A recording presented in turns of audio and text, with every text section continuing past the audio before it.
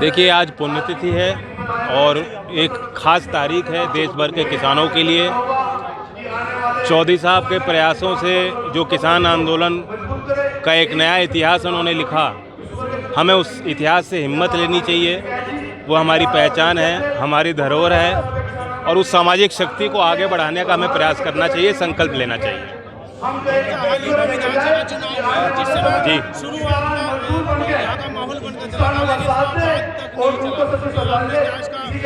कोई बात नहीं, जनता का जो मत था वो स्वीकारना पड़ेगा और आगे बढ़ना पड़ेगा। जनता के बीच रहना पड़ेगा, जनता के लिए संघर्ष करेंगे और हमारे जनप्रतिनिधि जो बन के आए हैं वे काबिल हैं। इस क्षेत्र से राजपाल बालियान हमारे विधानमंडल दल के नेता हैं और आने वाले विधानसभा के सत्र में किसान के मुद्दे, क्षेत्र की समस्याएं बेखूबी उठाएंगे। जैन जी बोलते रहो जी, रोको मत। कोई बात नहीं। चुनाव से पहले वादे किए थे, अब लोगों के समझ में भी आने शुरू हो गए और देखिए, बिजली का सबसे बड़ा वादा था, अमित शाह जी ने खुद कहा था कि 5 साल किसान को बिल देने की जरूरत नहीं। हम बाबा टिकैत के 87 के आंदोलन को याद करें, 13 रुपये से बढ़ाकर शायद 17 रुपये भाव उठा और कितना बड़ा भूचाल खड़ा कर दिया था। और आज हज़ारों का बिल और वसूली हो रही है सख्ती से, मुकदमे लिखे जा रहे हैं, कनेक्शन काटे जा रहे हैं। और इस तरह की अगर का व्यवहार होगा, वादा खिलाफी होगी, तो फिर खड़े उठेंगे किसान। किसानों को कोई संदेश देना चाहेंगे आप इस मंच से?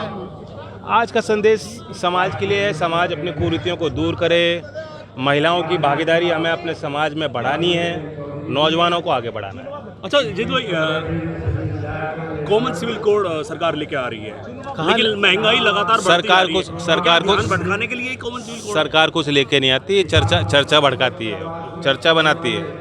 आज मंदिरों की नींव खोदी जा रही है, जांच कराई जा रही है और कोई मुद्दा देश में नहीं रह गया। ताजमहल, तेजोमहल पे विवाद हुआ और उसके बाद ज्ञानवापी मस्जिद। यहाँ के लोग इतने ज्ञानी अनुभवी हैं, ऐसे विवादों में जाते नहीं। उन्हें पता है कहाँ हमारी नज़र कहाँ रहनी है। आज 4 साल की आज जो किस रूप में नहीं, ये तो सारों को मन नहीं, पूरे उत्तर प्रदेश में क्या पूरे भारत में जहाँ जहाँ भी टिकैत साहब के अनुयायी है सब मना रहे।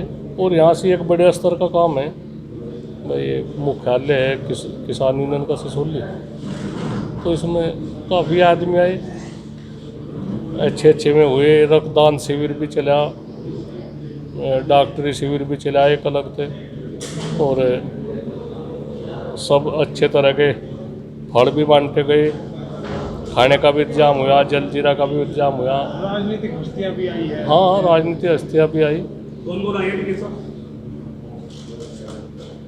इसमें तो चौटाला आए जो उप मुख्यमंत्री दिखे हरियाणा के, उनके भाई सिसोदिया जी आए जो उप मुख्यमंत्री है वहाँ के दिल्ली के, और जयंत चौधरी है, और भी काफ़ी बहुत ही आदमी आ रहे हैं। सब हर बार पुण्यतिथि पर कोई संदेश दिया जाता है, इस बार क्या संदेश दिया है? जिस तरह पहले पर्यावरण बचाओ, पानी बचाओ। नहीं, इसमें तो जल, जंगल और ज़मीन, इनका यही रहा मामला। और भाई जल बचाने की भी हुआ है, जल बचाओ, एक आपस में ठीक ठाक बात रहे, लड़ाई झगड़े तो बचो, इस तरह का ही है कि शांति का संदेश। तो पुण्यतिथि पर तो, जन्मदिन पर तो इसी तरह की बात हो। उस समय जिस समय चौधरी साहब थे, आंदोलन करते थे, सरकारें भी थी, सरकारें मानती भी थी। इस बार क्या सरकार जो नहीं, इस तो सरकार बहुत फर्क है।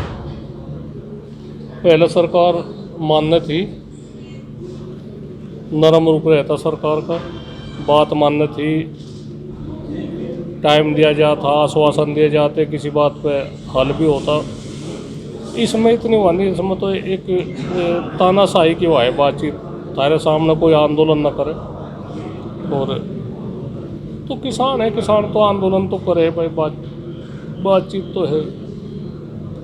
बिजली समस्या है, गन्ने के पेमेंट की बात है, कहीं आलू की है, धान की है, गेहूँ की है, समय समय पर जो कुछ भी बात होती रहे तो ये तो कहना तो पड़ेगा ना।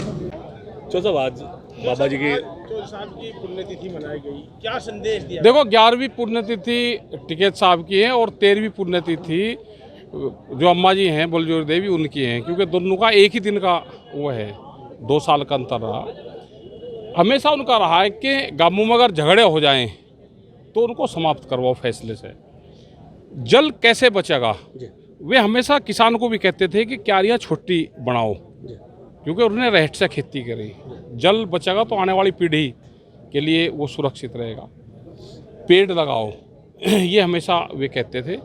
और ब्लड डोनेशन का भी उनका वो था कि ये भी करना चाहिए। दहेज हत्या, दहेज कन्या भ्रूण हत्या, दहेज प्रथा, तो इन सारी चीज़ों पे वे काम करते थे, सामाजिक उस पर, किसानों के इशू।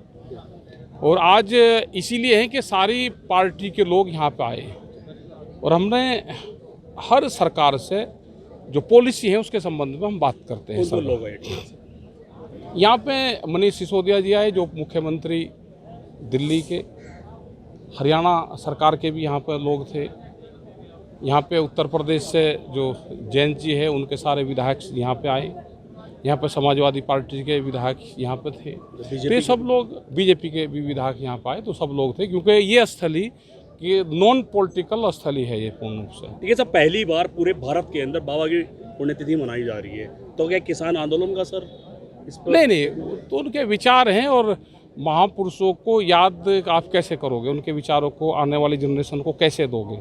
तो इन्हीं के माध्यम से भाई उनके जन्मदिन हो, उनकी पुण्यतिथि हो, उस पर याद करा जाए, समाज इकट्ठा हो, उनके विचारों को बता जाए, उस पर आगे काम करें। ये सारी जिस तरह चारों ओर हाहाकार है, बिजली की कटौती है जो सरकार ने, हमने सरकार से इस संबंध में बातचीत करेंगे। जो बिजली के मीटर लग रहे हैं उस संबंध में सरकारों से बातचीत करेंगे।